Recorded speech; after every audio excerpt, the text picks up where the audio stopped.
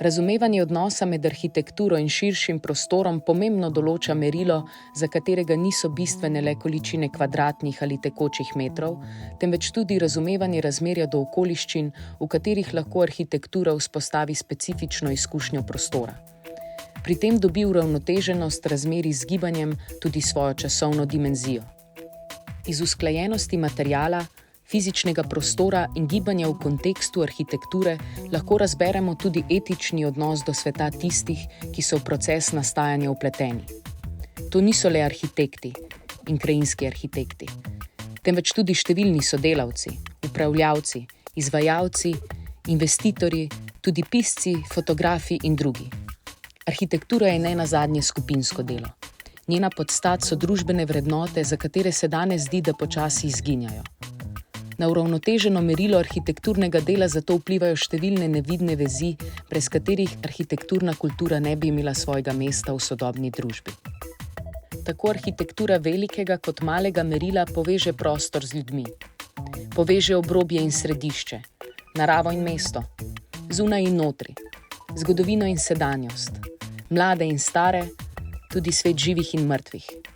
Je orodje za umerjanje, kar se odslikava v vseh nagrajenih delih. Pokopališče Ankaran umerja merilo pokopališča z merilom parka in širše krajine. Življenje in smrt z neskončnostjo, horizontom in nebom. Vrtec Bohinj umerja povečano merilo arhitekture z majhnim merilom uporabnikov in kraja. Revitalizacija stare Steklarske in Vrazovega trga na Ptuju umerja majhno merilo posegov z velikim učinkom programov, ki jih ponuja središču mesta. Knjiga Between History, Ideologies and Conflicts, Architecture in Slovenia 1968 until 1991 raziskuje nova razmerja v arhitekturni kulturi novejše zgodovine v širšem evropskem merilu. Kljub temu, da platforma Landezin nima fizičnih razsežnosti, umerja veliko merilo globalnega spletnega stičišča in realni prostor sledenja, razkrivanja in raziskovanja teženj odprtega prostora v malem merilu pametnega telefona. Magistrsko delo Pravica do železnice, idejna zasnova za revitalizacijo železniških objektov in infrastrukture v Baški grapi v kontekstu bohinjske proge v velikem merilu infrastrukture in krajine z akupunkturnimi intervencijami manjšega merila, vzpostavlja dialog z lokalno skupnostjo ter odpira nove premisleke o vlogi arhitekture v kontekstu začasne rabe prostora. Nenazadnje so vsa tri nagrajena dela v kategorijah javni prostor ter arhitekturne realizacije večjega in manjšega merila plod javnih natečajev in javnih investicij lokalnih skupnosti, kar ponovno dokazuje, da je pogoj za realizacijo kakovostne arhitekture strokovna izbira najboljše rešitve in transparentni postopek oddaje javnega naročila. Visoka kakovost vseh letošnjih predlogov in še posebej odličnost nagrajenih del sporočata, da se tudi v današnjem času družbenih kriz porajajo in uresničujejo arhitekturne zamisli velikih in malih meril, ki najdejo nove poti za povezovanje prostora in ljudi, s čimer bistveno prispevajo k iskanju odgovorov na najgloblja vprašanja človekovega bivanja.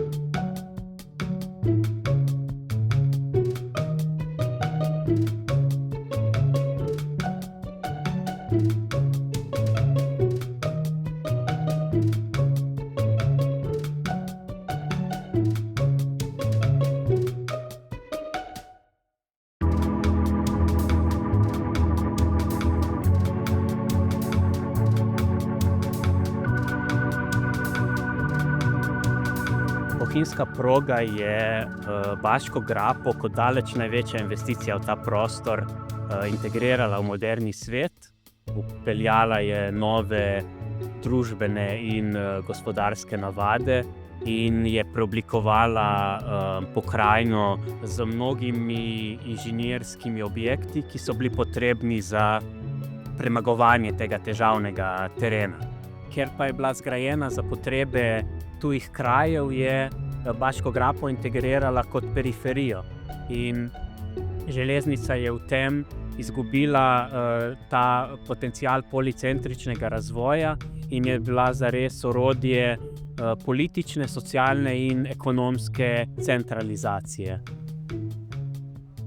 Kljub temu bohinjska proga za Baško grapo predstavlja ogromno bogastvo, in ko je bohinjska proga zaradi sprememb meja in sprememb transportne tehnologije izgubila prvotni namen povezovanja oddaljenih trgov, je več te svoje vrednosti namenjala za lokalne potrebe. In domačini so si prilastili prostor železnice. Postal je prostor druženja, prostor bivanja, športa, umetnosti, rekreacije, proslave, zabave.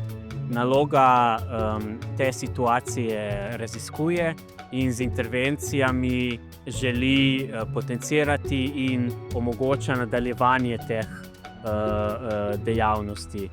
Primer Baške grape in bohinjske proge opozarja na to, da tudi na prostoru, ki je bil zgrajen po načelih neke dominantne logike, lahko vzklijejo dejavnosti, ki delujejo v nasprotju s to logiko.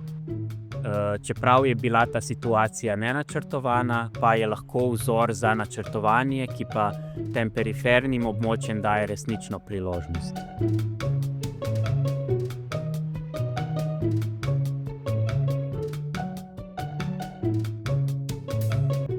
Zaključno delo Pravica do železnice, idejna zasnova za revitalizacijo železniških objektov v Baški grapi, je celovita študija o izgradnji in razvoju železniške infrastrukture v odmaknjenih krajih Slovenije. Vsebuje elemente znanstvene raziskave ter strateško in detaljno oblikovanje smelih predlogov za njeno programsko oživljanje in arhitekturno prenovo, ki temeljijo na današnjih bivalnih navadah lokalne skupnosti. Zaključno delo obravnava družbeno perečo temo prenove industrijske dediščine velikih meril v malih krajih in raziskuje možnosti za njeno oživitev v povezovanju zgodovinskih plasti s sedanjimi potrebami lokalne skupnosti.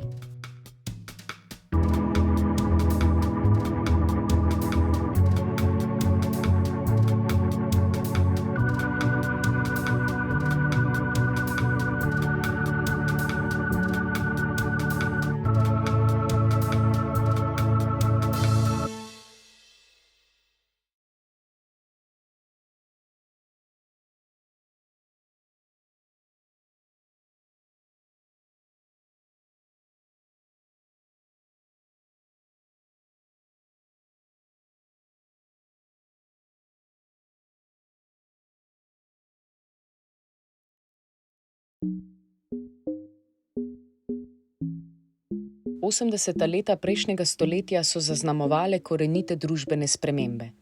Pojavile so se nove paradigme na področju arhitekture, umetnosti in kulture nasploh. Mercadantejeva knjiga se pri obravnavi polpretekle zgodovine ne navezuje na Jamesonovo kulturno logiko poznega kapitalizma in potrošniško estetiko, temveč umešča slovenski diskurs v razprave znotraj jugoslovanskega prostora ter hkrati v širše slovensko-italijanske in slovensko-centralnoevropske kontekste. Mercadantejev popis arhitekturnega dogajanja in ustnih pričevanj ter pregled publicistike skozi prizmo preizpraševanja ideologij in konfliktov podal pogled v procese iz obdobja tranzicije. Začenši s ključnim letom 1968, ki so jo zaznamovali vietnamska vojna, gibanje za državljanske pravice v ZDA, študentski protesti, praška pomlad in začetki poskusov privatizacije v socialističnih državah.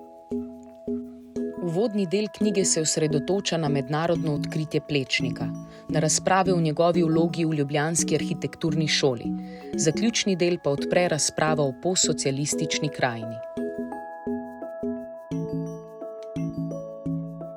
between history, ideology, and conflicts has been chosen as a title because architecture from 1968, pivotal year all over the world, has marked a time of transition between different political ideologies. These ideologies shaped architectural, aesthetic, and planning ideas which were behind architectural projects and works.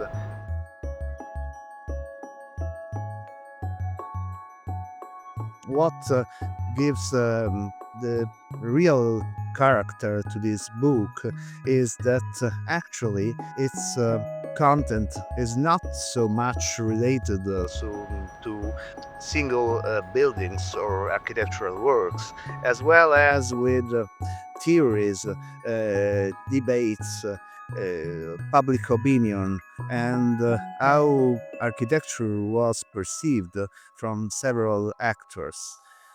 Probably being a foreigner has enabled me to describe some figures which had been undervalued or forgotten in your architectural history, or allowed me to have some more comfortable attitude towards sociological and historical topics.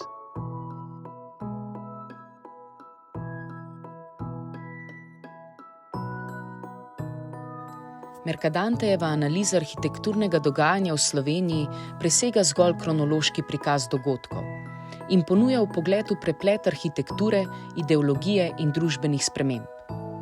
Skozi podrobno analizo posameznih primerov hkrati razkriva širše sistemske dinamike. Takšen pristop je za sodobni čas dragocen.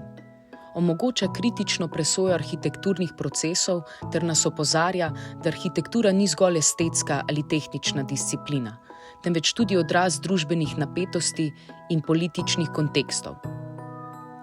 Razumevanje opisane večplastnosti arhitekturnega polja lahko pomembno prispeva k razumevanju sodobnih diskurzivnih praks na arhitekturnem področju in dinamik na področju prostorskih politik.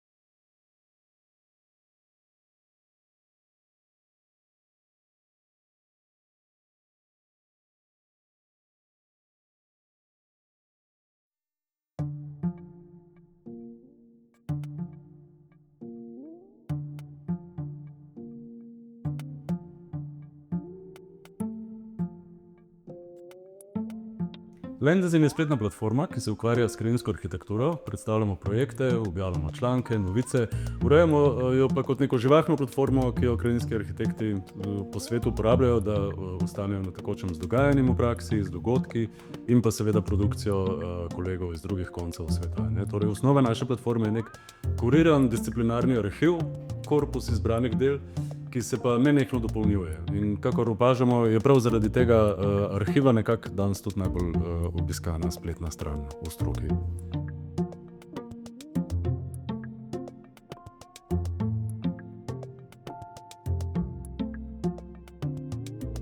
Skratka, pri našem delu smo nenehno v stiku nekako z mnogimi krajinsko-arhitekturnimi biroji po celem svetu. Ti nam pošiljajo svoje projekte, bodisi za objavo na spletni strani ali pa jih pošljajo na našo nagrado Lila. In to je v bistvu najbolj nekako navdihujoče, da lahko spremljamo produkcijo v realnem času in poskušamo si razložiti, katere spremembe naslavljajo te intervencije, kaj oprostorijo, in to si pa potem poskušamo dodatno razložiti tudi skozi intervjuje, članke, kritike, ki jih objavljamo, projekte primerjamo med seboj. Na nek način bi lahko rekli, da se ukvarjamo s komparatibilno krajinsko arhitekturo, ki pa se ne ustavi sam pri disciplini, ampak se včasih tudi razlije po neki bolj spontani produkciji prostora. Ves čas v bistvu poskušamo razvijati neko kritično misel. Zanima nas aktivna družbena vloga krajinske arhitekture, kako nam ta disciplina pomaga razumeti pogoje, v katerih bivamo zunaj, in pomaga razumeti tudi spreminjajoči se seveda svet spričo klimatskih sprememb in tudi družbenih sprememb. Ne. Predvsem pa želimo dati prostor tistim mislim in projektom, pa piscem, teoretikom, ki tudi poganjajo nek bolj odprt diskurs o tem, kaj naj bi krajinska arhitektura danes pomenila v družbi.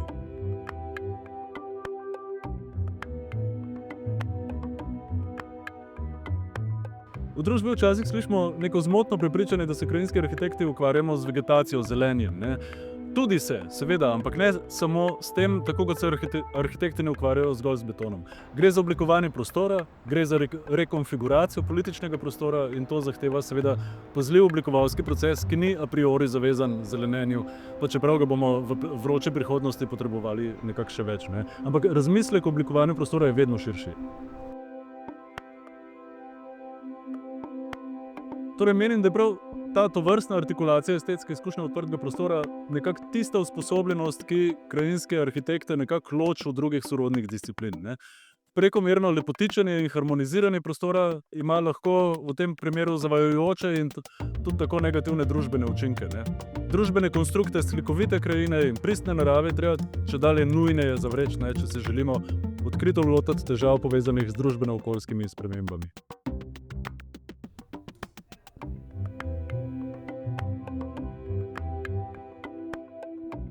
Tako se znotraj sokreiranja estetske izkušnje lahko odpre neko polje za aktivizem. Ne? Z drugimi besedami, odrivanje nerešljivih neprijetnosti izven okvirja arhitekture je lahko nedemokratično, saj nekako udeležence v prostoru lahko Evropa soočanja z nekim družbenim problemom. In na tej točki lahko potem govorimo o zelenem zavajanju, o družbenem zavajanju, ne, in tako dalje. Kapitalizem je še vedno našel način, da kapitalizira tudi na kritiki lastnega delovanja. Zato se mi zdi, da je danes glavna naloga krajinskih arhitektov v času antropocena, ne, da se temu zelenemu in družbenemu zavajanju uprejo skozi prakso. In takim praksam želimo nameniti razkošen prostor tudi na platformi Lendezin. Lendezin je platforma, ki se je iz virtualne točke za objavo referenčno krajinsko-arhitekturnih projektov razvila v mednarodno spletno stičišče. Z organizacijo dogodkov pa tudi v realni prostor sledenja, razkrivanja in raziskovanja tendenc urejanja odprtega prostora. Za Lendezin so značilne stalna rast, hitra odzivnost, občutljivost in odprtost za soočanje s pogosto neprijetnimi vprašanji sedanjosti in prihodnosti. Lendezin pomeni ključni vir za raziskovanje vsebin, povezanih s krajinsko arhitekturo in širše, pri čemer daleč presega nacionalno merilo, saj svoje vsebine, pa tudi uporabnike, meri v enotah globalno pomenljivega dosega.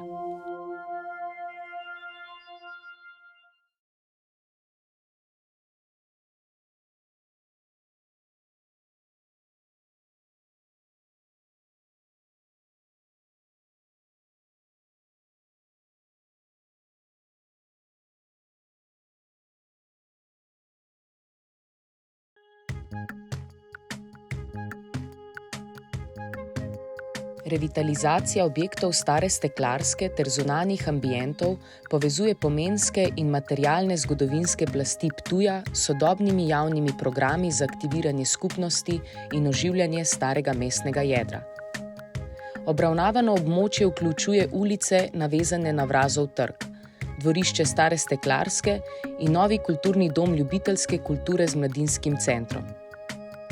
Intervencije urbane opreme malega merila delujejo akupunkturno, saj daje takt izkušnji predvsem veliko merilo mesta.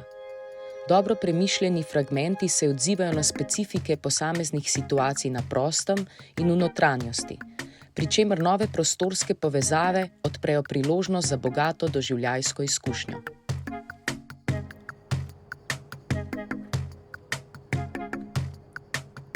Steklarsko dvorišče je zasnovano na način, da ga je možno ob raznih dogodkih v pomestnem jedru moč transformirati v enega izmed mestnih trgov.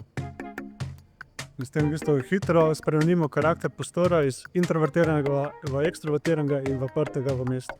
Dvorišče je predstavljeno tako srce nove zasnove, na katerega se odpirajo vsi javni programi steklarske. Velika dvorana, pa mala dvorana v pritličju in vadbeni prostori v nadstropju. Oder velike dvorane je pa zasnovan na način, da ga je moč uporabljati tako za neke dogodke v veliki dvorani, kot tudi za dogodke bolj neformalne narave v steklarskem dvorišču. Glede na to, da zasnova odprtega prostora upošteva zgodovino in neko obstoječo prostorsko pestrost, tudi izbor materialov temelji na že obstoječih, ki pa jih v prostor vnašamo v neki posodobljeni verziji. S tem skušamo nadgraditi, predvsem pa spoštovati samo identiteto prostora.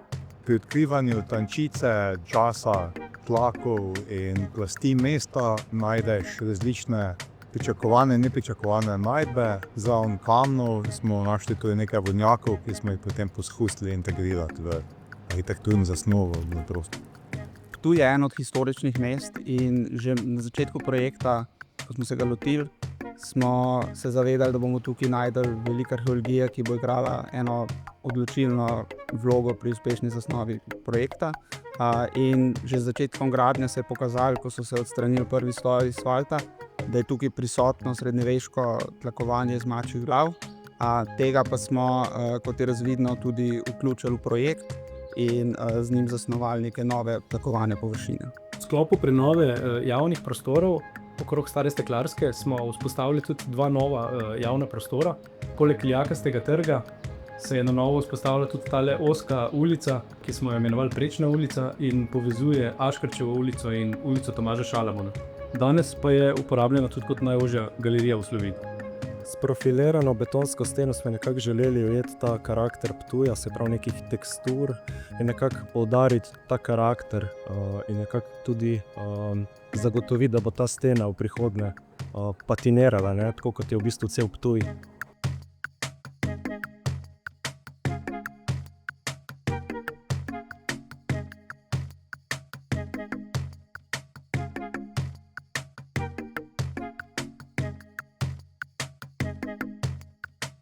Stara Steklarska je izjemna pridobitev za mesto Ptuj.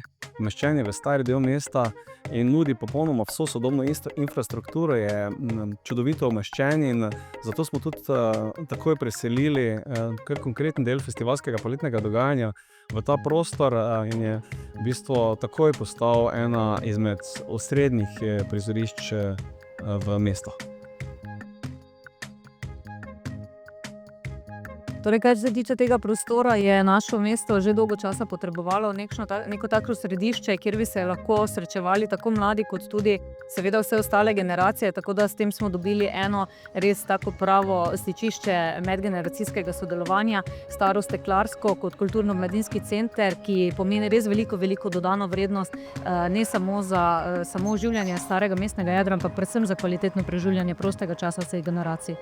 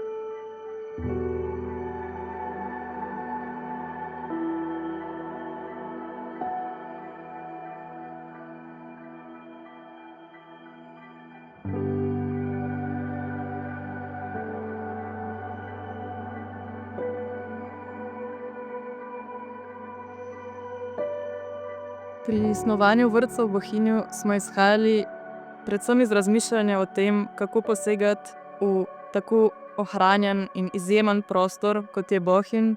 Po drugi strani nas je zanimalo, kako zasnovati tipologijo vrtca, ki se bo odzivala na širši in ožji kontekst obenem pa otrokom omogočala prostore srečevanja in izbire ter aktivno občudovanje in raziskovanje domačega okolja. Vrtec smo si v bistvu želeli zasnovati za kraj in v kraju. Ne? Otrokom smo želeli omogočiti to odprtost tudi do svojega lastnega prostora, tudi da v bistvu oni tudi skozi igro, skozi odraščanje opazujejo prostor, v katerem živijo in s tem tudi na nek način vzpostavljajo odnos do njega in bojo v prihodnosti tudi zanj boljše skrbeli. In zato je v bistvu ta hiša zasnovana tako, da se v smeri sever in jug popolnoma odpira, ko v resnici na ven, kakor tudi v bistvu med prostori in s tem omogoča konstantno srečevanje in tudi prostore okoli vrtca.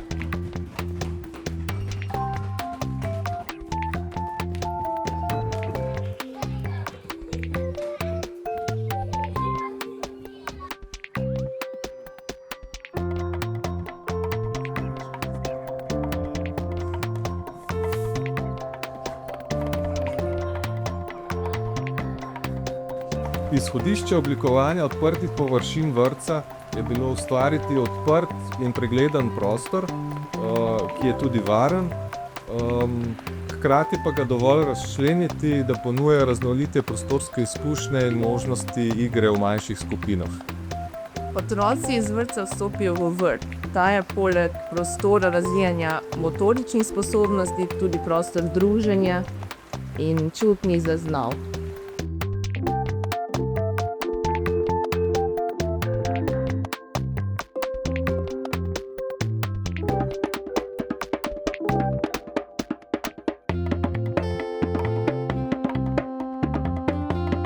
Tudi vsi prostori komunikacije in ti vmesni medprostori so v bistvu zasnovani kot prostor igre in nekako omogočajo, da otroci niso nekako locirani čez dan samo v posameznih igralnicah, ampak se lahko igrajo tako na teh razširjenih hodnikih, kakor v recimo skupni telovadnici, v avli, in na ta način v bistvu tudi hiša živi čez dan. Ker gre za relativno velik in obširen program, nas je zanimalo to, kako hišo členiti na več delov. Objekt je zato sestavljen iz 3 volumnov, 3 hiš različnih dimenzij in materialnosti, ki rastejo ena v drugo, tako kot otroci rastejo iz majhnega v veliko.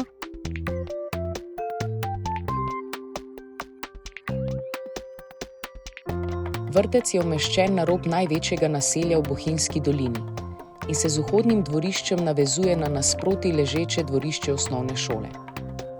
Dialog med dvema vzgojnima institucijama je tako vzpostavljen v vsebinskem kot tudi formalnem smislu. Merilo vrtca pa je hkrati pomembno tudi zaradi velikosti lastnih volumnov, ki temeljijo na tipologiji bohinjske domačije na neobičajen način. Gre namreč za njeno povečavo, ki ob dosledni izpeljavi projekta dobi svojo arhitekturno vrednost. Tradicionalni elementi v svoji povečani različici dobijo dominanten pomen, pri čemer obiskovalce izkušnja dostopa in notranjosti preseneti svojo odprtostjo.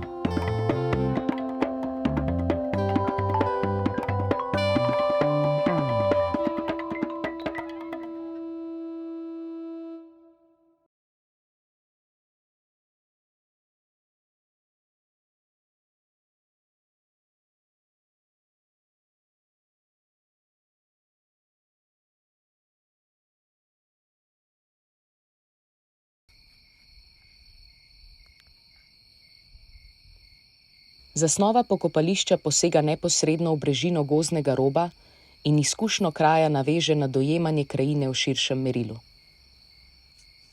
Arhitekti višinsko razliko izjemno zahtevne lokacije premoščajo s klančinami, ki obiskovalca vizualno povezujejo s horizontom in različnimi gozdnimi ambienti.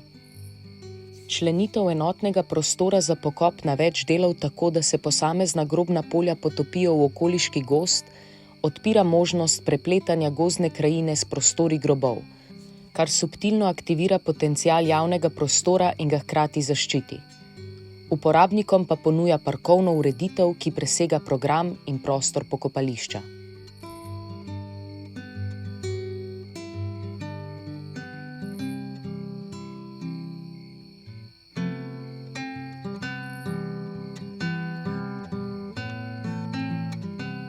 V slovenskem kontekstu smo sicer vajeni, da so tovrstni pietetni prostori prežeti s simboliko. Naše mnenje že od vsega začetka pa je, da je pokopališče vendarle nek prostor namenjen vsem. S tem razlogom smo sledili ideji o oblikovanju vključujočega, odprtega prostora z nekim posebnim poudarkom na individualni čustveni in čutni izkušnji posameznika. Ambiente pokopališča tako določajo svetloba in senca, zvok, teksture materialov ter uokvirjeni pogledi in sekvence. Izhodišče je bilo zasnovati na eni strani odprt, prehoden prostor skupnosti in na drugi spoštljiv, kontemplativen prostor pietete. To smo dosegli s križanjem oziroma združitvijo dveh dobro poznanih tipov, in sicer gozdnega pokopališča in za kulturni prostor Ankarana značilnega obzidanega pokopališča. Nastal je neke vrste hibrid, ki združuje vse prvine obeh tipov. Tip, ki spne mesto z naravo, in to stranstvo z onostranskim.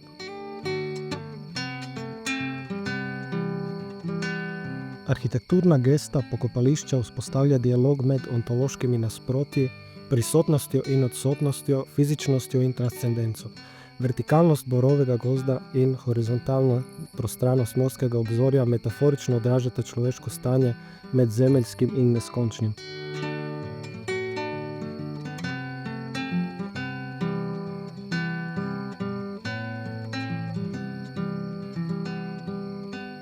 Po eni strani deluje pokopališče kot prosto prehoden parkovni gozd, namenjen sprehodom in kontemplaciji, namenjen lokalni skupnosti. Po drugi strani pa deluje kot miz zamejenih grobnih polj, manjših pokopališč, intimnih prostorov, ki se v terasah nizajo po pobočju nad poslovilnim objektom. Zato smo se še posebej ukvarjali z višinami zidov ob obredni poti, tudi z zidom, ki zamejuje vhodni trg in vodi do poslovilnega objekta. Prostorska dramaturgija tako obiskovalca ves čas povezuje s širšim kontekstom, hkrati pa, ob sočasnem zagotavljanju intime spomina in slovesa, omogoča vključitev v sistem javnih zelenih površin in poti.